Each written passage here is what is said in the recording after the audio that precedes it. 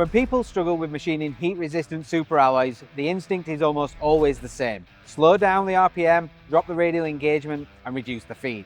But with heat-resistant superalloys, that approach can often make the problem worse. These materials don't respond well to hesitation, and the moment the tool stops cutting efficiently and starts rubbing, everything begins to stack up against you. That's because heat-resistant superalloys were engineered to survive extreme heat, stress, and corrosive environments in mission-critical situations where most alloys would fail. The trade-off, though, is that those same properties also make them difficult to machine. So when we approach them the same way we do steels or aluminum, we run into issues fast. Today we're going to break down what actually makes heat-resistant superalloys difficult to machine using Inconel as a primary example, and then talk through the tooling geometry, the coatings, and the application strategies that actually work.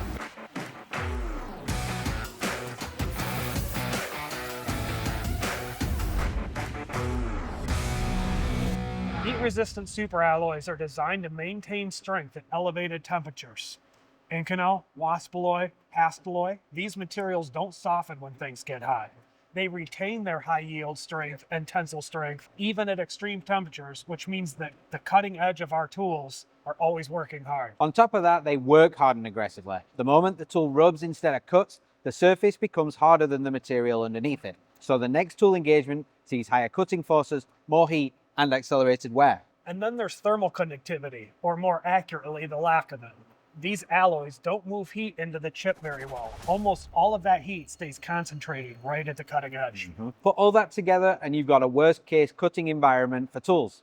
High cutting forces that don't drop with temperature, a surface that hardens the moment the tool stops shearing and starts rubbing, and the heat has nowhere to go except back into the tool. And then when you add in the microstructure of these alloys, things get even tougher.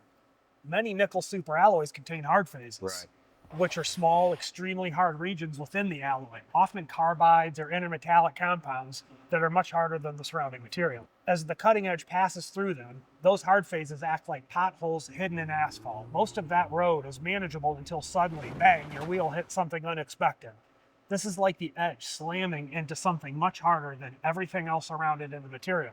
And at the same time, elevated temperatures enable chemical reactions in the tool-to-chip interface.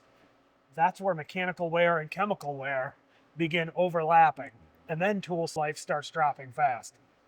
That overlap is a big part of what separates machining heat-resistant superalloys from steels or aluminum. One part of heat-resistant superalloy machining that doesn't get talked about enough is the chemistry. Nickel-based alloys like Inconel have a strong affinity to cobalt, and at elevated temperatures, nickel atoms in the workpiece begin to migrate towards the cutting tool at the tool-chip interface, where they chemically interact with the cobalt binder in the carbide. This interaction isn't visible to the eye. It's similar to road salt attacking a car frame. The damage isn't visible at first, but once the structure is weakened, failure comes fast. Cobalt is a key binding element in carbide substrates that make up a cutting tool or insert. Under heat, nickel atoms can diffuse into the carbide and draw cobalt out of the binder phase. This effect is known as cobalt leaching, which weakens the structure holding the carbide grains together. Once the binder is compromised, the carbide loses its structural integrity and the edges begin to crumble. Failure accelerates very quickly. That's also why coating selection matters so much when machining heat-resistant alloys, especially nickel-based materials like Inconel. A proper coating acts as a thermal barrier between the tool and the material, reducing direct chemical interaction, limiting diffusion, and helping manage that heat at the cutting edge. Coatings that work well in steel often fail prematurely in heat-resistant alloys because they can't maintain that separation or thermal stability under those sustained high temperatures. Now that we've explained why these alloys are so tough on cutting tools, let's dive into tool selection. Andy, start with solid round tooling and geometry features that help tools hold up in these conditions. So from the solid round side, one of the biggest mistakes I see is prioritizing the strength of the tool before sharpness. In these alloys, sharpness matters because it reduces the contact and therefore rubbing. Less rubbing means less heat, less work hardening, and a more stable cut. And that sharp edge still needs some support, so you want a rigid core diameter relative to the tool size. You may often notice tools for heat-resistant superalloys and hard materials have less flute space. This is because the larger core diameter gives the tools increased rigidity. Helix angles also play a key role. Typically be falling between 35 and 45 degrees. That gives excellent balance between cutting action, rigidity, and chip flow and momentum. Positive rake angles combined with eccentric relief allow the tool to cut cleanly and disengage quickly, minimizing contact and keeping heat under control with the workpiece. As previously discussed, coating choice is also critical. In nickel alloys, coatings without chromium are essential.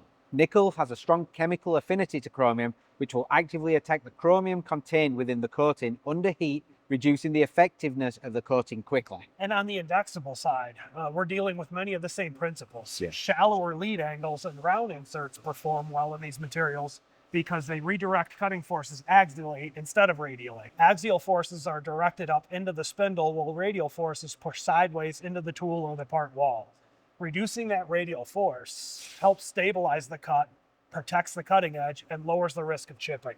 High feed cutters take advantage of this by controlling the chip thickness while maintaining engagement. And as Andy mentioned, you want a really relatively sharp edge paired with a tough, heat-resistant carbide substrate. And if that edge is too dull, the material will work hard, often causing depth of cut notching and premature tool failure. One trick that you can use to combat that is to use a tool with a shallower lead angle or to vary the depths of cut to break up that depth of cut notching. Utilizing coolant through cutter bodies is also a major advantage. When we direct coolant to the insert edge, that reduces heat and helps evacuate chips before we can recut them. So let's talk about drilling for a second, because this is where these alloys really expose weaknesses in tooling. For solid carbide drills, through coolant is definitely preferred, but flood coolant is fine for shallower holes. Single margin designs help reduce friction, and eccentric relief allows the edge to disengage cleanly instead of smearing the material. Pecking needs to be approached carefully. Every time you stop feeding or dwelling within the hole, you give the material time to work harden, and it also increases wear on the drill tip every time you re-engage. Sure. That hardened surface is what the cutting edge sees when it re-enters the cut, which only accelerates wear. That's a good point, Andy. And on the Indexable side, the priorities are very similar. Coolant through designs, sharp but tough inserts, and flute geometries that allow efficient chip removal without sacrificing core strength are all important. If you want to go deeper on drilling options, we also have another video comparing indexable drills, indexable tip drills, and solid round drills, which we'll link in the description below. And to further reinforce the importance of proper coolant application, if you're wondering how much coolant is enough, the more the better. Absolutely. Flood through the tool, targeted nozzles, use everything you've got. One of the biggest misconceptions with heat-resistant superalloys is that you need to baby them. Light feeds or pausing in cut often make things worse. And heat-resistant superalloys are difficult to machine because they stay strong when hot. Work hard and quickly, trapping heat at the tool and chemically attacking the cutting edges. Everything that makes them perfect for their application makes them more challenging to machine.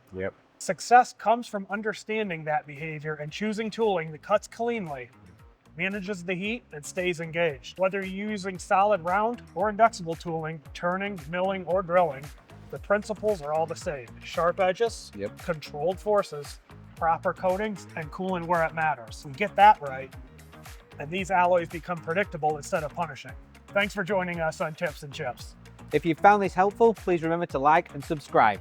If you've got any questions or tips to share, leave a comment below. We'd love to hear from you. If you need any help, please visit the links in the description for more resources. And as always, keep those chips flying.